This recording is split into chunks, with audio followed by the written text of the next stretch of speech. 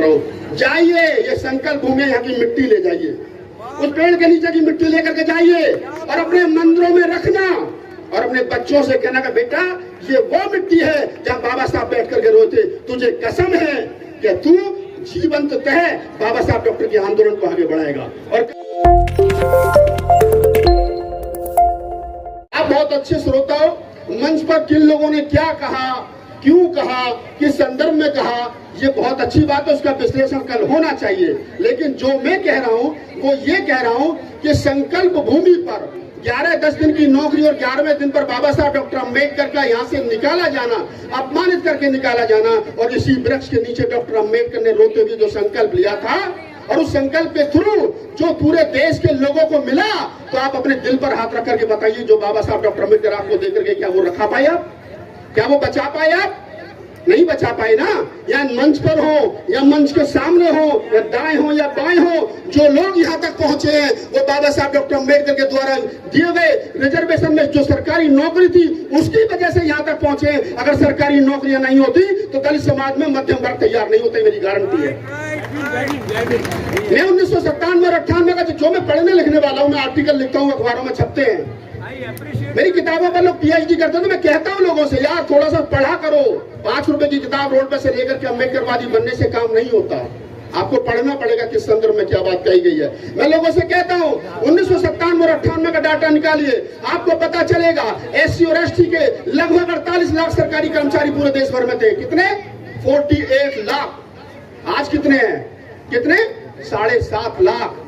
यानी 98 और 97 में देश की आबादी 80 लाख और 2024 में देश की आबादी 140 लाख। 97 में जब 80 लाख थी तब दलितों की सरकारी नौकरियों में जनसंख्या थी 45 और 40 लाख, आज 1 करोड़ 40 लाख है, डबल है, आज है 7 लाख। तो मुझे बताइए, तुम्हारे सामने जो बाबा साहब डॉक्टर अम्बेडकर ने संकल्प लिया था और उस संकल्प के आधार पर जो एक दलित समाज में मध्यम वर्ग तैयार हुआ, नौकरी मिली, मेरा दादा, मेरा बाप, मेरा चाचा, मेरा ताऊ, मेरा फूफा 3 लाख रुपए महीने की नौकरी करता होंगे। सब लोगों के परिवार में, रिश्तेदारों में ऐसे लोग जो 3 लाख रुपए महीने की नौकरी करते हैं, 10,000 रुपए पर डे की नौकरी करते हैं, और उनका लड़का, उनका पोता उन्हीं के सामने 10,000 रुपए महीने की नौकरी मांग रहा है।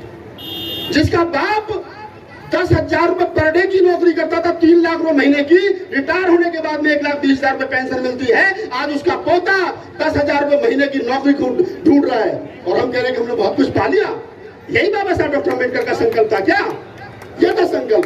अरे वो अपने संकल्प के माध्यम से, अपने 4-4 बच्चों की कुर्बानियों के माध्यम से जो तुमको दे करके गए, तुम रखा नहीं पाए, और जो रखा नहीं पाता उसे नालायक औलाद कहते, चाहे वो मैं क्यों ना हूं।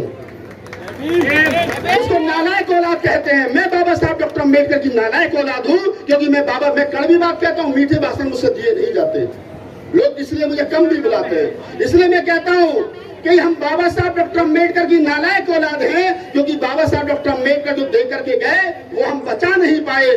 सवाल हम करते, पत्रकारिता पर आ जाता हूँ। अब 1 मिनट का काम पत्रकारिता पे खत्म कर देता हूँ।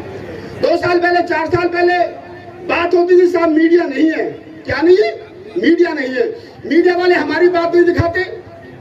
मैं तथ्यों के साथ में बता रहा हूँ, 1920 और 21 में बाबा साहब डॉक्टर अम्बेडकर को यह पता चल गया मात्र 29 साल की उम्र में कि ये मनुवादी मीडिया हमारा नहीं है। कब? 1920 में, आज से 104 साल पूर्व। और बाबा साहब ने कहा कि हमें अपना अखबार निकालना पड़ेगा, तो उन्होंने मूक नायक निकाला, समता निकाला, जनता निकाला, बहिष्कृत भारत निकाला। 4-4, 5-5 अखबार बाबा साहब डॉक्टर अम्बेडकर ने इस समाज की बात को आगे बढ़ाने के लिए निकाले। और हुआ क्या? साहू जी महाराज ने नए गांव की जनसभा में बाबा साहब डॉक्टर अम्बेडकर को 2500 रुपए यानी 2,500 रुपए मूक नायक निकालने के लिए दिया। कितना? 2,500 रुपए। उस समय आज हिसाब लगाऊं तो करोड़ों रुपए बनेगा, तब जाकर के मूक नायक निकला। बाबा साहब डॉक्टर अम्बेडकर ने 4-4 अखबार निकाले, तब आंदोलन चला। कांसीराम साहब ने बहुजन संघर्ष निकाला, तब आंदोलन बना। पत्रिकाएं छपी तो आंदोलन बना। और 100 साल के बाद में 2022 का चुनाव हारने के बाद में हमारा कोई नेता ये कहे कि मीडिया ने हमारा साथ नहीं दिया इसलिए हम चुनाव हार गए, तो या तो बाबा साहब डॉक्टर अम्बेडकर पागल थे या 100 साल के बाद में तुम ज्यादा अकलमंद हो गए हो। जो मीडिया तुम्हारे लिए बना नहीं है वो तुम्हारी आवाज उठाएगा क्यों?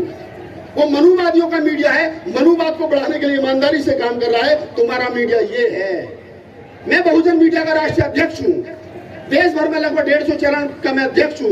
मनोज अंतानी जी समतावाद टीवी चैनल चलाते हमारे महासचिव हैं। संतोष संवेश, सुमन हमारी बहन, काव्या हमारी बहन, मिलेंद्र गौतम जी, ये तमाम वो लोग जिनके हाथ टूट गए, पैर टूट गए, जेल चले गए, ये चाहते ना तो ये लोग भी कहीं अफसर होते।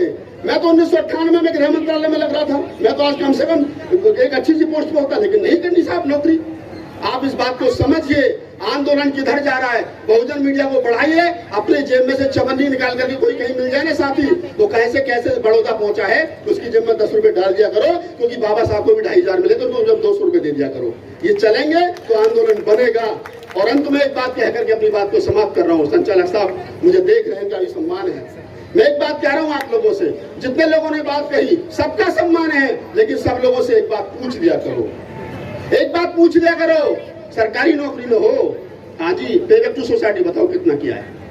ये राजकुमार जी ने जो मंच लगाया है, हम सब लोगों को बुलाया है, खीर पूरी बनवाई है, दाल चावल बनाए, उसके लिए पैसा कहाँ से आए? वो कितने दरवाजे भटके होंगे। हमने तो देखा है, हम तो 2000, 2001, 2003 में बाबा साहब की जयंती मनाते थे साहब, घर घर जाते थे, लोगों से चंदा मांगते थे। मास्टर जी को तनख्वाह मिलती थी 70,000, 80,000। घर में से ढूंढ के फटासा 20 का नोट लाते थे निकाल के, कि ये यहाँ ले जाओ। एक दिन मैंने गुस्से में कहा, मैं मास्टर जी बाबा साहब अगर नहीं होते ना तो 70,000 तो उनका नहीं ले रहे होते। मास्टर जी ने कहा मैं पढ़ता नहीं तो मुझे नौकरी मिल जाती। आज उन्हीं मास्टर जी का लड़का बेकार घूम रहा है।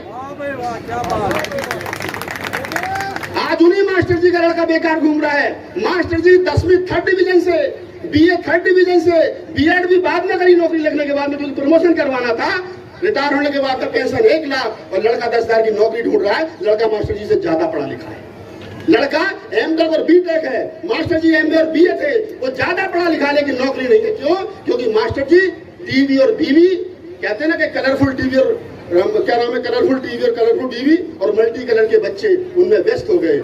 मैं फक्कड़ आदमी हूँ, मुझसे लोग कहते हैं भैया इतना कड़वा बोलते हो। मैंने कहा मेरा कोई क्या बिगाड़ेगा, खाते में 320 रुपए पड़े, जेब में कुछ है नहीं, मोदी जी कुछ करेंगे नहीं। मेरा 17-18 पूरे देश भर में FIR हुई राहुल नागपाल पर, 10-12 वापस हो गई, 3-4 मुकदमे चल रहे। मनोज अंतानी जी मेरे समझ, अभी 24 दिन जेल में रह करके आए, फिर चले जाएंगे, कोई आफत नहीं है, मुझे कोई दुख नहीं होता।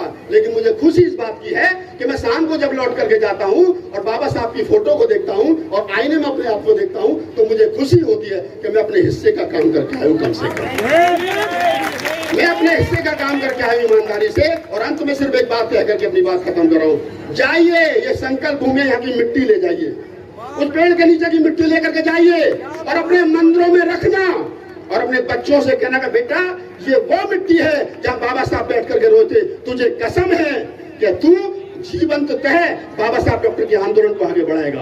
और कम से कम कुछ नहीं कर सको तो बच्चों को एक बात जरूर बता देना। मैं अंत में साहर भाषण में ये बात कहता हूँ, ये बाबा साहब के पूरे जीवन का सार है। एक तो ब्राह्मण को घर में बुलाना मत, कड़वी दवाई दे रहा हूँ। एक तो ब्राह्मण को घर में बुलाना मत और तुम मंदिरों में जाना मत। ब्राह्मण मर जाएगा इस देश का, मनुआ खत्म हो जाएगा। एक काम कर लो, उन्हें अपने घर में बुलाना मत और तुम मंदिरों में जाना मत, काम खत्म, लड़ने की जरूरत ही नहीं। दूसरा एक और बात बता देता हूँ, सुबह को 2 घंटी बजती है, एक स्कूल की और एक मंदिर की। बच्चों को पढ़ा लिखा करके मंदिर में भेजोगे तो भिखारी बनेगा और घंटी बजा करके स्कूल भेजोगे तो अफसर बन जाएगा। 2 काम कर लेना, बाबा साहब का सपना पूरा हो जाएगा। मैं मिट्टी लेकर के जाऊंगा, आप भी मिट्टी लेकर के जाना। दुनिया के लिए मक्का मदीना और अन्य हिंदुओं के लिए तीर्थ स्थल हो सकते हैं। उन्होंने राम मंदिर 200-150 साल की लड़ाई में बनाया। उन्होंने कहा साहब 500 साल लड़ाई लड़ी, जो रामपुर आए हैं हम उनको लाएंगे वगैरह वगैरह। ये 2005 में कारवां शुरू हुआ और मैं देख रहा हूँ कि 2024 में यहाँ खड़ा हूँ। 19 साल में लाखों आदमी है अपने खर्चे से आए, कोई सरकारी ट्रेन नहीं चलाएगी। ये अम्बेडकरवादियों की पहचान है। आप सबको सलूट, धन्यवाद। अंत में यही कहूंगा कि मिट्टी जरूर लेकर के जाना और हक और हकूक की, हक और हकूक की हिमाकत की है हमने। हाँ अगर ये बगावत है तो बगावत की है, हाँ अगर ये बगावत है तो बगावत की है हमने।